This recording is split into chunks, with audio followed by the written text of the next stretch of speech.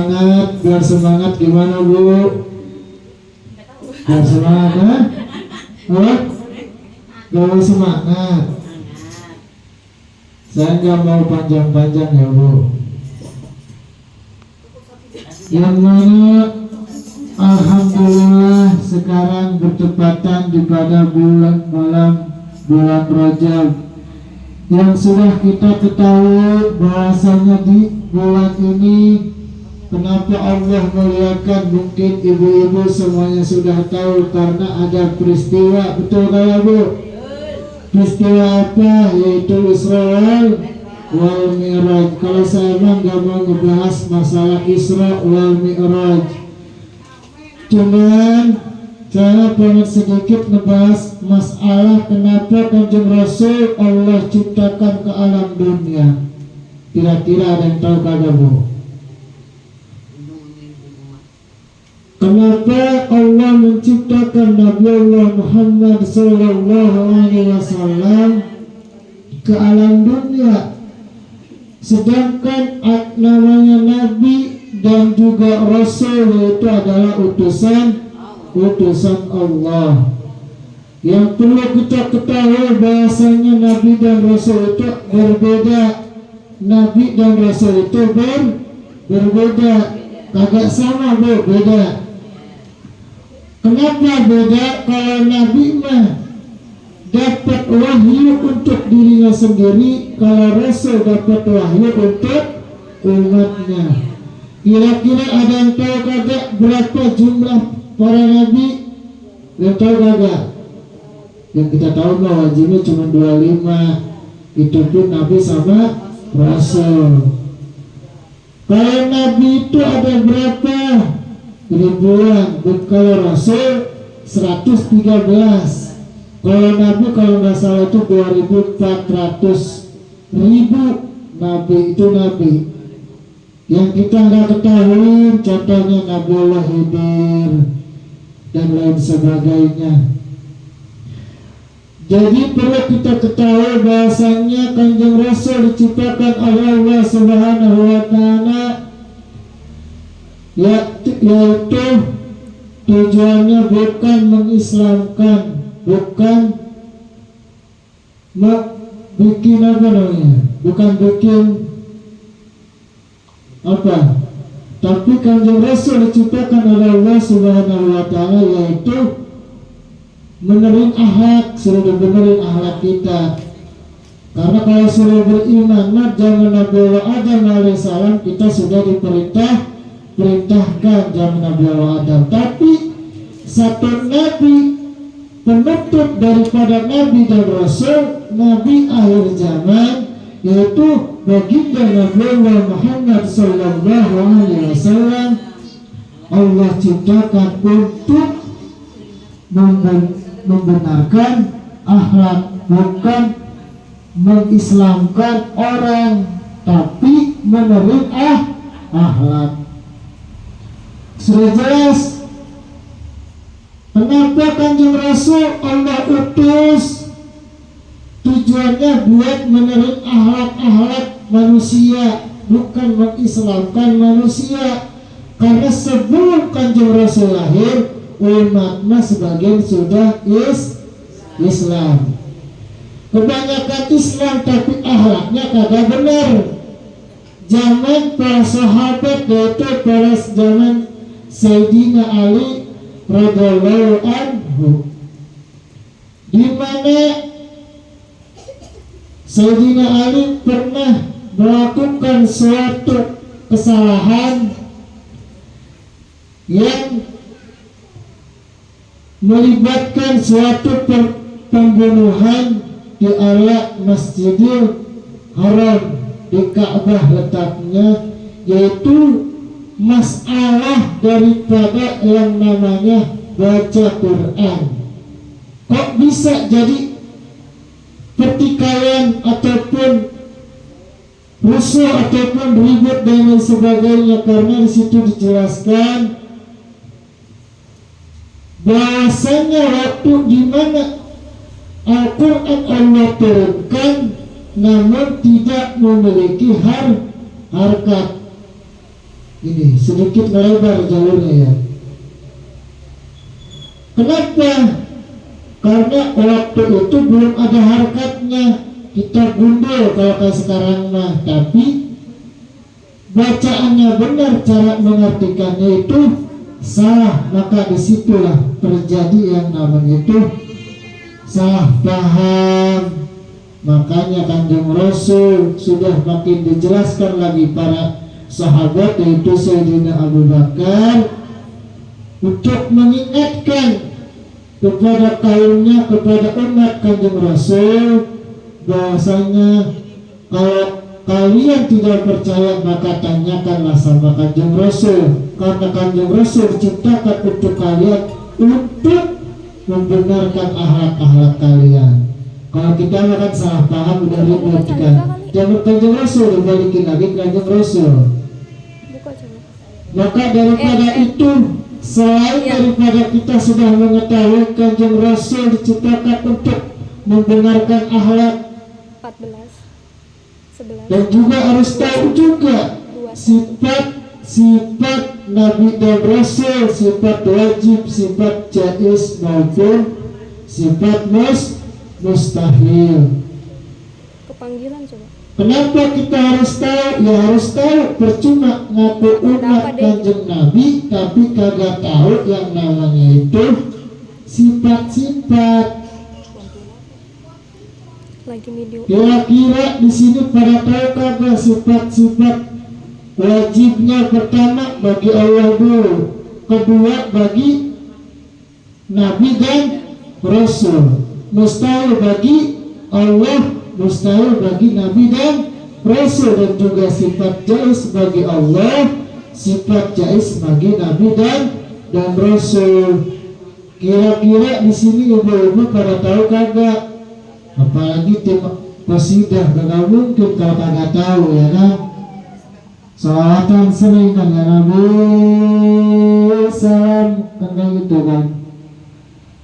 Perlu kita ketahui bahasanya kalau kita pengen diaku umatnya, pengen nanti ditolongin sama Kanjeng Rasul, pengen dapat syafaatnya, salah satunya kudu apa? Mungkin anak-anak kecil udah tahu, selain daripada Rasul kudu Allah dulu, karena di kalimat Bismillahirrahmanirrahim. Bismillahirrahmanirrahim dengan menyebut nama Allah. Kalau terjemahan nama, kalau di ayatnya mah Bismi, baknya itu dengan apa? Dengan Allah ciptakan langit dan bumi dan terus apa lagi isinya itu ismi manusia. Manusianya siapa? Bim dulu baru Allah, itu Muhammad, Allah baru Allah Ta'ala. Jadi kalau kita pengen dekat sama Gusti Allah, kudu dekat dulu sama Nabi, sama Rasul. Siapa? Yaitu Kanjeng Nabi Allah Muhammad Sallallahu Alaihi Wasallam.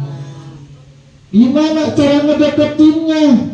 Dan kita nggak bisa ngedeketinnya, yaitu dengan cara kita tahu sifat-sifat Nabi dan Rasul. Itu yang disebut namanya 50 aqaidul iman. Mungkin tahu nggak tahu, cuman banyak lupanya, tahu wajibnya doang, kagak tahu mustahilnya. Nah contohnya kan, kalau sifat bagi Allah kan 20, wujud idam baku mukhalafatu lihadisi ilamu binasihi wahdaniyat kudrat niradat ilmu ayat samian basiran mutakalimat. Itu sifat wajib bagi Allah. Sifat mustahilnya kayak gimana? Ada modus fana momen salatun lil hawadisi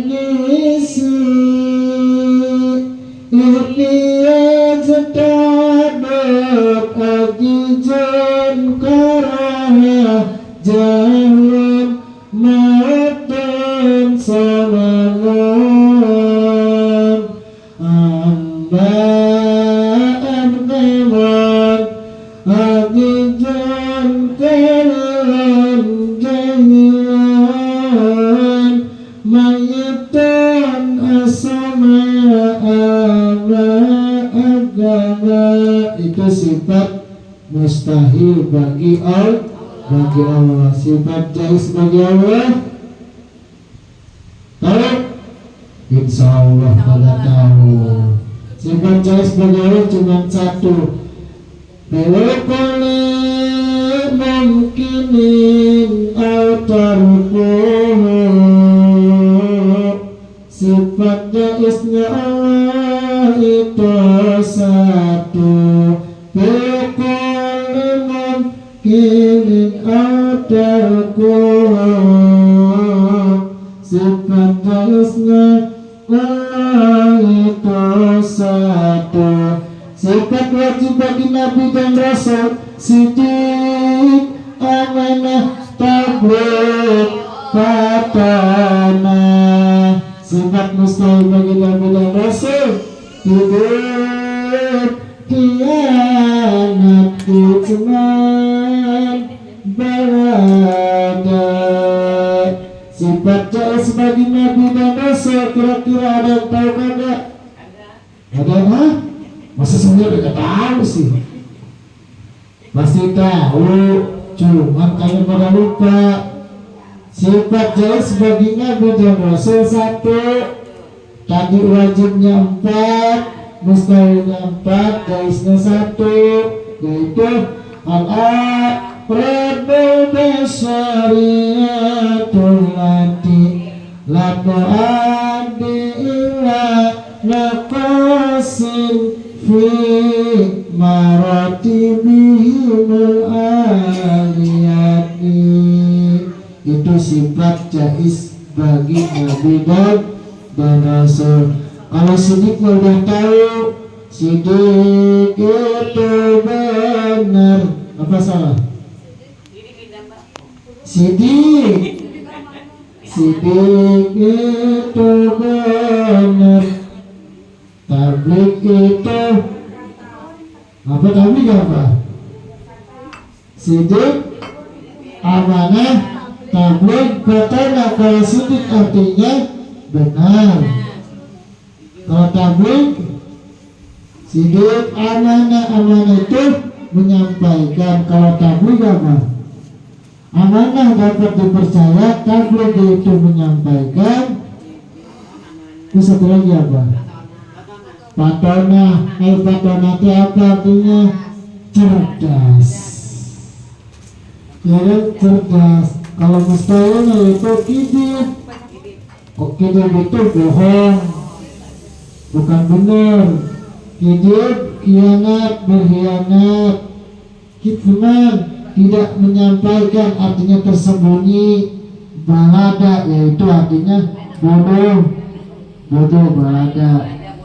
Bahlul, jahlul gitu kan, bahlul. Itulah para hadirin sekalian, para ibu-ibu. Itu salah satu cara agar kita nanti dapat syafaat. Pengen dapat syafaat mah banyak caranya. Salah satu perlu tahu Kanjeng Rasul ciptain kalambunya untuk apa. Perlu tahu juga sifat wajib, mustahil maupun jais sebagai Rasul. Hukumnya wajib, agak sunnah. Betul kagak? Ya betul. Kenapa betul? Karena adanya di pengajian. Setiap pengajian hukumnya wajib. Hukumnya wajib apa? Fardu kifayah kah atau fardu ain? Nah, apa kira-kira?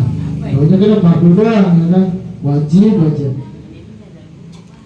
Ya fardu ain. Kalau mengajarkannya lagi itu fardu kifayah. Belajar bareng-bareng itu fardu kifayah ya. Mungkin itu aja lah, gak usah panjang-panjang ya Bu ya. Pada ngantuk ya kan. Apalagi tim Qasidah Majelis Nurul Al-Hikmah yang alhamdulillah walaupun sudah sepet tapi dipaksain matanya ya Bu ya. Ya walaupun sepet udah 5 watt, padahal ya kan, kalau kita di sini itu ya Allah sungguh luar biasa keberkahannya. Ini mah saya mah bukan ngingetin ataupun ngajarin, sama saya juga masih belajar, sama-sama belajar. Saya cuma bisa mengingat pelajaran yang pernah diajarkan kepada saya tentang masalah yang namanya itu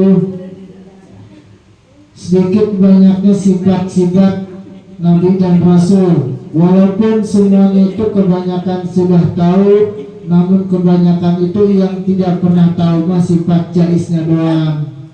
Kalau sifat jais mah jangan tahu, kalau sifat itunya pada tahu, sifat wajib, sifat mustahil. Begitupun sifat mustahil bagi Allah makanya udah gak pada tahu, dulu tahunya sifat wajib doang. Ya anak-anak mah kebanyakan gitu, cuma tahunya wujud kidam bako doang, tapi gak tahu sifat mustahilnya. Makanya kalau di sini anak-anak selawatan di mana ya di masjid, ya ibu-ibu juga sama. Di mana yaitu di majelis. Hari majelis di mana tempatnya? Banyak di rumah juga bisa majelis kok.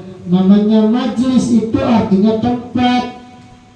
Kalau taklim itu ngobrol. Kalau disebut majelis taklim berarti tempat ngobrol. Kalau majelis taklim itu tempat belajar. Beda kagak? Tapi ada kalau nggak tahu mah. Mana majelis taklim? Ya Allah, mau ngajar mau ngobrol, ini majelis taklim ya kan, harus tahu bisa membedakan. Jadi jangan salahkan gurunya, jangan salahkan pengajarnya, jangan salahkan mubaliknya. Kalau kita dari rumah aja ditanya mau kemana, majelis taklim, itu salah. Karena kita itu kesana mau ke tempat ngobrol, tempat ngeriung, hati-hati ya. Makanya ditanya mau kemana, mau majelis taklim, takliman, rutinan, tenanan, kalau kayak gitu mah ya. Sering diingetin lagi Bu, jangan malu-malu, jangan bosan-bosan, masih sama-sama belajar. Belajar tentang apa? Tentang masalah rukun terserah, itu wajib rukunnya. Begitupun jangan sampai kita cinta sholawat tapi kita tidak pernah mengaplikasikan dalam kehidupan kita. Yaitu salah satunya kita tidak pernah tahu salah satu sifat wajib maupun mustahil dan juga jaisnya. Jangan harap kita mendapatkan sahabat nanti yaumul kiamah. Kalau paling gampang lah kita ngakuin gua umat Kanjeng Rasul, kira-kira Kanjeng Rasul ngakuin kagak, kita kagak pernah tahu, betul kagak? Ya kita enggak ini lah, enggak enggak jauh-jauh kita belajar. Kalau pengen mengenal diri kita, itu pengen dikenal sama orang lain, kira-kira kita harus ngapain? Kudu caper. Cara perhatian sama Kanjeng Rasul apa?